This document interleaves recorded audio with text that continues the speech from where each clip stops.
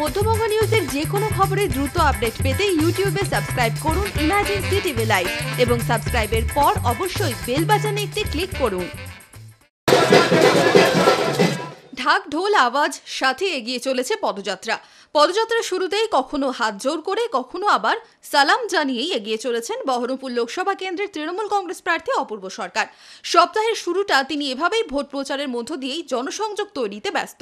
সোমবার সকাল সকাল ভরতপুর এবং বিনোদিয়ার অলি-গলি পথে ঘাটে পাশে ভরতপুর ১ নম্বর ব্লকের নেতৃত্ব মহকুমা সভাপতিদের পাশে নিয়েই ভোট প্রচার করলেন অপূর্ব সরকার। এখানকার ভরতপুর ১ নম্বর ব্লকের সমস্ত নেতৃত্ব, মহকুমার গৌতম থেকে শুরু করে টারজান থেকে শুরু করে আমাদের ব্লকের সভাপতি সবাই, এখানকার ছাত্র যুব, সর্বস্তরের মানুষ, সর্বস্তরের কর্মী রাস্তা দিয়ে যখন হাঁটছি যেভাবে তারা আশীর্বাদ দিচ্ছে, দোয়া দিচ্ছে, স্বাভাবিকভাবেই যে মমতা বন্দ্যোপাধ্যায়ের নেতৃত্বে উন্নয়নের আরও বেশি করে কাজ করার অনুপ্রেরণা পাচ্ছি আমরা সবাই, যারা এই ব্লকের নেতৃত্ব দিই সবাই মিলে।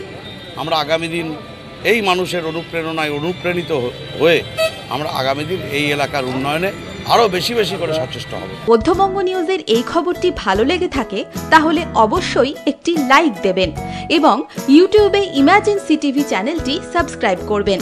আর যে কোনো খবরের দ্রুত আপডেট পেতে সাবস্ক্রাইব করার পর বেল বাটনে একটি ক্লিক দেবেন।